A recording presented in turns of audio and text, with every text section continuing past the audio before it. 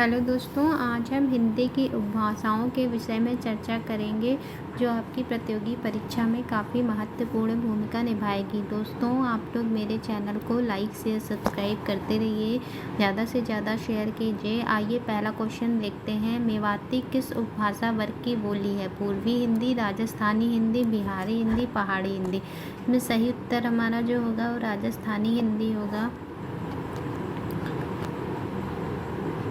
आइए इसकी व्याख्या देखते हैं। मेवाती राजस्थानी उपभाषा वर्ग की बोली है। मेवाती को उत्तरी राजस्थानी भी कहते हैं। राजस्थानी उपभाषा के अंतर्गत पश्चिमी राजस्थानी, मारवाड़ी, पूर्वी राजस्थानी, जयपुरी, उत्तरी राजस्थानी मेवाती और दक्षिण राजस्थानी मालवी है। उत्तरी राजस्थान में उसका क्षेत्र अलवर, भरतपुर तथा आसपास के क्षेत्र हैं। मेव जाति के इलाके मेवात के नाम पर इसे मेवाती कहते हैं। आइए नेक्स्ट स्लाइड पे चलते हैं और अगला क्वेश्चन देखते हैं। स्वर ध्वनि के प्रकार हैं दीर्घ, प्लुतु, ह्रस्व, उपयुक्त तीनों। इसमें सही उत्तर हमारा फोर्थ ऑप्शन होगा, उपयुक्त तीनों। आइए इसकी व्याख्या देखते हैं। स्वर के तीन भेद होते हैं। ह्रस्व स्वर, दीर्घ स्वर, प्लुतु स्वर। ह्रस्व स्वर जिन स्वरों के उच्चारण में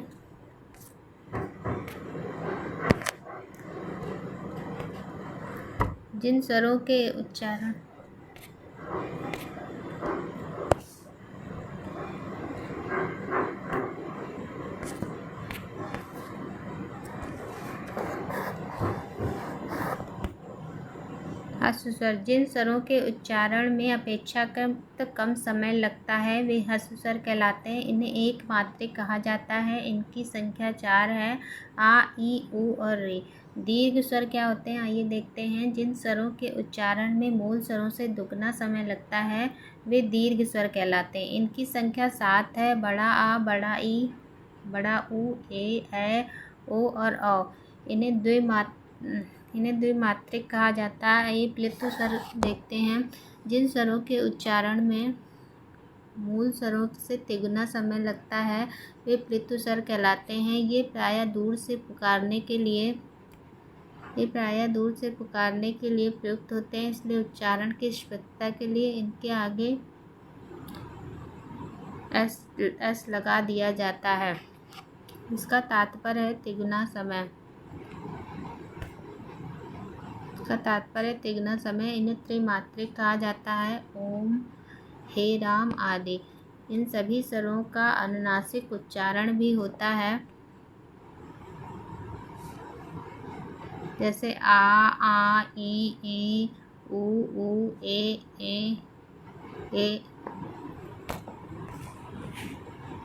ओ, ए, ओ, औ। आइए नेक्स्ट क्वेश्चन देखते हैं। सही कथन चुनिए। या और वह ध्वनियाँ अर्ध स्वर कहलाती हैं। व्यंजन का उच्चारण बिना स्वर की सहायता से हो सकता है। अवधेश का विग्रह अव प्लस देश होता है। हिंदी में व्यंजनों की संख्या 60 है। इसमें सही उत्तर हमारा फर्स्ट ऑप्शन होगा, या और वह ध्वनि अर्ध स्वर कहलाती हैं। आइए इसकी व्याख्या देखते हैं। या, रा, ला, व को अंत्यस्थ कहते हैं क्योंकि इनका उच्चारण व्यंजन तथा स्वरों का मध्यवर्ती सा लगता है। स्वर व्यंजनों के ये अंतर स्थिति से जान पड़ते हैं। इनका उच्चारण जीभ, तालु, दांत और ओष्ठों के परस्पर सटाने से होता है। इन चारों उच्चारण को अर्धस्वर भी कहा जाता है। व्यंजन का उच्चारण बिना स्वर की सहायता से नहीं हो सकता। जब किसी व्यंजन में स्वर नहीं रहता तब उस व्यंजन के नीचे हल का चिन्ह लगा दिया जाता है। हिंदी के प्रत्येक शब्द के अंतिम आ लगे वर्ण का उच्चारण हलंत सा होता है, जैसे रात, पुस्तक, मन इत्यादि। यदि अकारांत शब्द का अंतिम वर्ण संयुक्त हो तो अंत आ का उच्चारण पूरा होता है, जैसे सत्य, ब्रह्म, धर्म इत्यादि। व्यंजनों की संख्या 35 है, जिनमें डा, ढ द्विगुण व्यंजन है। अवधेश का विग्रह अवध प्लस ईश होता है।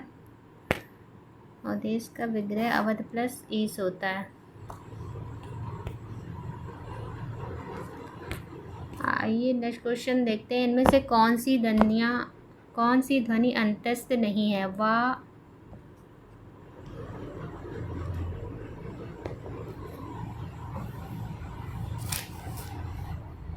र, ला, बा। इसमें सही उत्तर हमारा बा होगा। आइए नेक्स्ट क्वेश्चन देखते हैं। इनमें से कौन सा वर्ण स्पर्श व्यंजन नहीं है? क, च, ट, य। इसमें सही उत्तर या होगा। दोस्तों, आप लोग मेरे चैनल को लाइक शेयर सब्सक्राइब करते रहिए, ज़्यादा से ज़्यादा शेयर कीजिए। आइए नेक्स्ट क्वेश्चन देखते हैं। निम्नलिखित में से कंठ ध्वनियाँ कौन सी हैं? क, ख, य, र, च, छ, ट, ड़। इसमें सही उत्तर हमारा ए ऑप्शन होगा, का, खा। आइए इसकी व्याख्या देखते हैं। कंठ और निचली जीभ के स्पर्श से बोले जाने वर्ण कंठ कहलाते हैं। कंठ और निचली जीभ के स्पर्श से बोले जाने वाले वर्ण कंठ कहलाते हैं। इस प्रकार की ध्वनियों को कंठ ध्वनि कहते हैं। इसके अंतर्गत आ, क, व, क, ख, ग, घ, ङ, ह और विसर्ग आते हैं। आइए अन्य महत्वपूर्ण तथ्य देखते हैं। तालु और जीभ के स्पर्श से बोले जाने वाले वर्ण तालव्य कहलाते हैं। इसके अंतर्गत ई, च, व, च, छ, ज, झ, ञ, य और स आते हैं। मूर्धा और जीभ के स्पर्श से बोले जाने वाले वर्ण मूर्धन्य कहलाते हैं। इसके अंतर्गत री, ट, व, ट, ठ, ड, ढ, ळ, र और स आते हैं।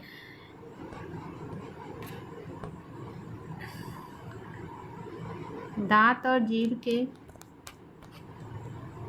और जीभ के स्पर्श से बोले जाने वाले वर्ण दंत कहलाते हैं। इसके अंतर्गत त, व, त, थ, द, ध, न, ल और स आते हैं। दोनों ओष्ठों के स्पर्श से बोले जाने वर्ण ओष्ठ कहलाते हैं। इसके अंतर्गत उ तथा पावर, प, फ, ब, भ, म आते हैं। कंठ और तालु में जीभ के स्पर्श से बोले जाने वाले वर्ण कंठ तालव्य कहलाते हैं। इसके अंतर्गत ए तथा ऐ आते हैं। कंठ और जीभ और ओष्ठों के कुछ स्पर्श से बोले जाने वाले वर्ण कंठोष्ठ कहलाते हैं। इसके अंतर्गत ओ और औ आते हैं। दांत और जीभ और ओठों के कुछ योग से बोला जाने वाले वर्ण दंतोष्ठ कहलाता है, जैसे वा। आइए नेक्स्ट स्लाइड पे चलते हैं और नेक्स्ट क्वेश्चन देखते हैं।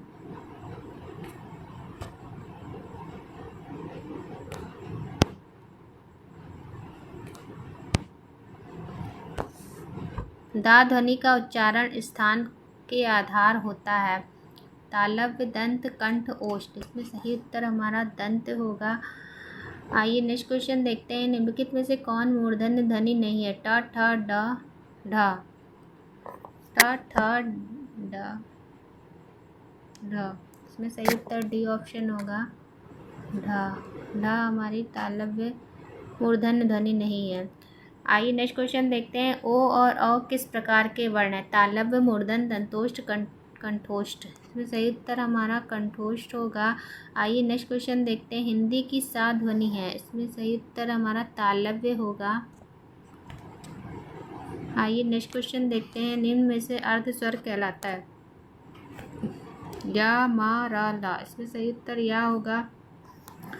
माँ वर्ण पा वर्ग के अंतर्गत आता है या ओष्ठ स्पर्श कहलाता है। य, र, ल व परंपरागत शब्दावली में अर्ध स्वर के अंतर्गत आते हैं। आइए अन्य महत्वपूर्ण तथ्य देखते हैं। परंपरागत अर्ध स्वर के अधीन परगणित चारों व्यंजन या, र, ल, व में से पहला व्यंजन या विशुद्ध अर्ध स्वर है, जबकि व जैसे वन शब्दों में वस्तुतः घोष संघर्षी है।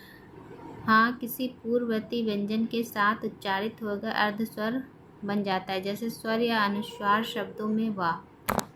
आइए नेक्स्ट क्वेश्चन देखते हैं। निम्नांकित में से अघोष अल्पप्राण ध्वनि कौन सी है? झ, ट, झा, ठा, ज, क, त। इसमें सही उत्तर हमारा का, ता होगा।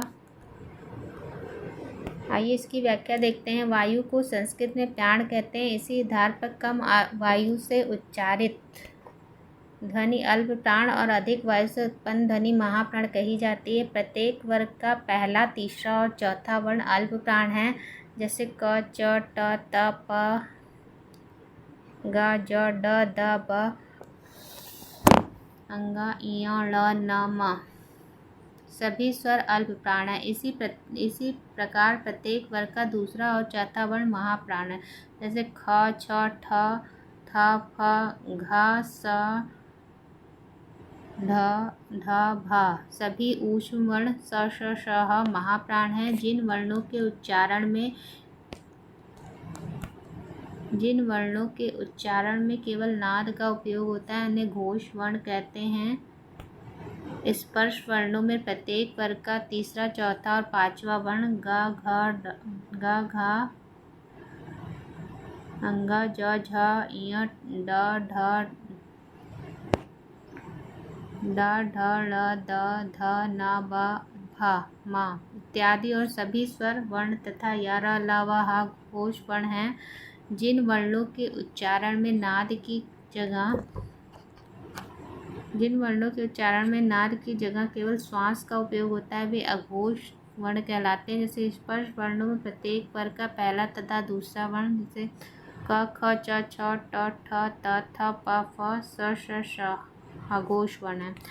आइए नेक्स्ट क्वेश्चन देखते हैं। इनमें से कौन व्यंजन अल्प प्राण है? ख, थ, च, फ। इसमें सही उत्तर हमारा च होगा। आइए नेक्स्ट क्वेश्चन देखते हैं। हिंदी के स्पर्श व्यंजनों के पांचवें वर्गों के दूसरे और चौथे वर्ण होते हैं अल्पप्राण व्यंजन, महाप्राण व्यंजन, घोष व्यंजन, अघोष व्यंजन। ये सही उत्तर हमारा महाप्राण व्यंजन होगा। आइए नेक्स्ट क्वेश्चन देखते हैं। महाप्राण ध्वनियाँ व्यंजन वर्ग में किससे संबंधित है? पहला, दूसरा, दूसरा, तीसरा, दूसरा, चौथा, पहला, चौथा। इसमें सही उत्तर हमारा दूसरा, चौथा होगा। दोस्तों आप लोग मेरे चैनल को लाइक, शेयर, सब्सक्राइब करते रहिए, ज़्यादा से ज़्यादा शेयर कीजिए। आइए नेक्स्ट स्लाइड पे चलते हैं।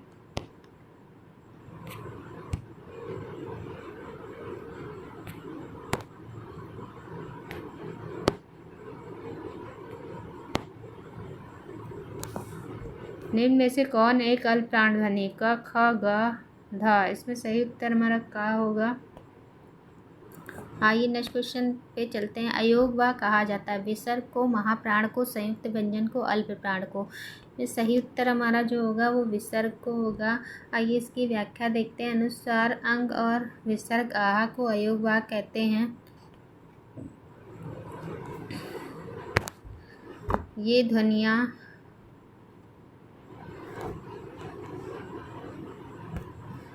ध्वनियाँ ना तो स्वर हैं और ना ही व्यंजन, फिर भी अर्थ का वहन करती हैं। पंडित किशोरीदास वाजपेयी के शब्दों में इनकी स्वतंत्र गति नहीं है, इसलिए स्वर नहीं है, और व्यंजन की तरह ये स्वरों के पूर्व नहीं पश्चात आते हैं, इसलिए व्यंजन नहीं है। वर्णों की दोनों श्रेणियों में किसी के साथ इनका जातीय योग नहीं है, इसलिए दोनों ध्वनियों को अयोग व कहा जाता है। आइए नेक्स्ट क्वेश्चन देखते हैं। वर्णमाला किसे कहते हैं? शब्द समूह को, वर्णों के संकलन को, शब्द गणना को, वर्णों के व्यवस्थित समूह को। में सही उत्तर हमारा डी ऑप्शन होगा, वर्णों के व्यवस्थित समूह को। आइए इसकी व्याख्या देखते हैं। वर्ण या अक्षर उस ध्वनि को कहते हैं जिसके टुकड़े नहीं हो सकते, अर्थात भाषा की सबसे छोटी इकाई है। अक्षरों या वर्णों के व्यवस्थित समूह को वर्णमाला कहते हैं। हिंदी के लिए प्रयुक्त देवनागरी लिपि में कुल 52 वर्ण हैं, जिनमें 11 स्वर, 2 अयोग व 33 व्यंजन, 2 द्विगुण व्यंजन तथा 4 संयुक्त अक्षर आते हैं। आइए नेक्स्ट क्वेश्चन देखते हैं। हिंदी वर्णमाला में वर्ण हैं 50, 52, 54, 55। में सही उत्तर हमारा 52 होगा। आइए इसकी व्याख्या देखते हैं। आइए नेक्स्ट क्वेश्चन देखते हैं। भाषा की सबसे छोटी इकाई कौन सी है? शब्द, व्यंजन, स्वर, वर्ण। इसमें सही उत्तर हमारा वर्ण होगा। आइए नेक्स्ट क्वेश्चन देखते हैं। लिखित भाषा में व्यंजनों को कैसे व्यक्त करते हैं? संकेतों द्वारा, बोलकर, लिखकर, सुनकर। इसमें सही उत्तर हमारा लिखकर होगा। आइए इसकी व्याख्या देखते हैं। जब व्यक्ति किसी दूर बैठे व्यक्ति को पत्र द्वारा अथवा पुस्तकों एवं पत्र पत्रिकाओं में लेख द्वारा अपने विचार प्रकट करता है तब उसे भाषा का लिखित रूप कहते हैं। आइए नेक्स्ट क्वेश्चन देखते हैं। आधुनिक व्याकरण की दृष्टि से बा वर्ण का वैशिष्ट है। ओष्ठ स्पर्श अल्प प्राण अघोष निरानुनासिक, द्वयोष्ठ स्पर्श अल्प प्राण घोष निरानुनासिक, द्वयोष्ठ स्पर्श संघर्षी अल्प प्राण अघोष निरानुनासिक, ओष्ठ स्पर्श महाप्राण सघोष निरानुनासिक। में सही उत्तर हमारा जो होगा वो बी ऑप्शन होगा, द्वयोष्ठ स्पर्श अल्प प्राण घोष निरानुनासिक। आइए इसकी व्याख्या देखते हैं। आधुनिक व्याकरण की दृष्टि से बा वर्ण का वैशिष्ट द्वयोष्ठ स्पर्श अल्प प्राण घोष निरानुनासिक है। आइए नेक्स्ट क्वेश्चन देखते हैं। पाणिनि शिक्षा में ध्वनियों को वर्गीकृत करने के कौन से 5 आधार स्वीकार किए गए हैं? स्वर, काल, स्थान, संवाद, नाद, स्वर, स्थान, काल, प्राण, सुर, काल, प्रयत्न, स्थान, प्राण, अनुदात्त, स्वर, काल, स्थान, प्रयत्न, अनुप्रदान। इसमें सही उत्तर हमारा डी ऑप्शन होगा, स्वर, काल, स्थान, प्रयत्न, अनुप्रदान। आइए इसकी व्याख्या देखते हैं। पाणिनि ने लिखा है कि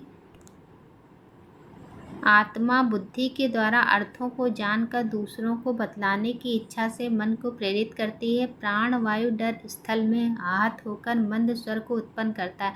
कंठ में टकराकर मध्यम स्वर, सिर में टकराकर ताड़ स्वर बनता है। वहीं मुख में आकर वर्ण बनता है। वर्णों के विभाग भी स्वर से, काल से, स्थान से, प्रयत्न से और प्रदान से तय होते हैं। दोस्तों आप लोग मेरे चैनल को लाइक से सब्सक्राइब करते रहिए, ज़्यादा से ज़्यादा शेयर कीजिए। आइए नेक्स्ट स्लाइड पे चलते हैं।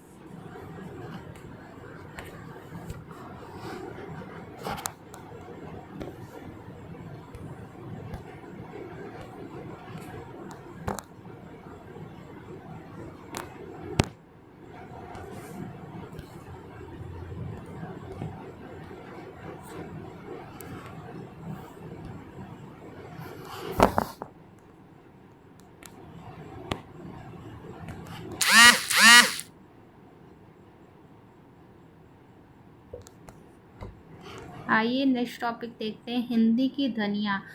प्रश्नता शब्द में कौन सी ध्वनि है? संयुक्त ध्वनि, संप्रक्त ध्वनि, युग्मक ध्वनि, उपयुक्त में से कोई नहीं। इसमें सही उत्तर हमारा युग्मक ध्वनि होगा।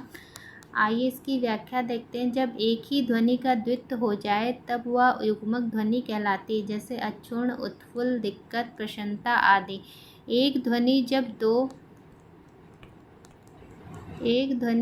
दो व्यंजनों से संयुक्त होती है तब वह संप्रक्त ध्वनि कहलाती है, जैसे संबल, कंपन इत्यादि।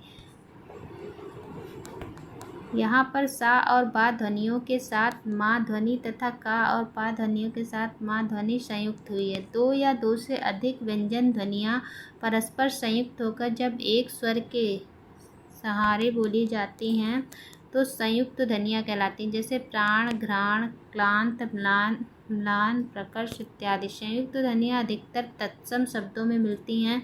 आइए नेक्स्ट क्वेश्चन देखते हैं। आइए अन्य महत्वपूर्ण तथ्य देखते हैं। पूर्वी हिंदी के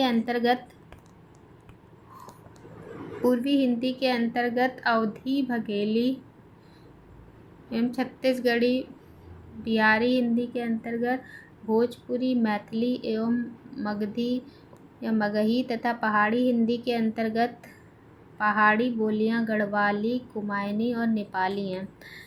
आइए आगे चलते हैं। बघेल राजपूतों के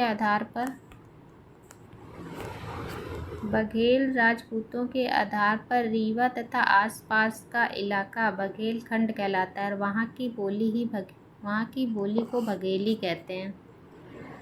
आइए नेक्स्ट क्वेश्चन अगला महत्वपूर्ण तथ्य देखते हैं। बघेली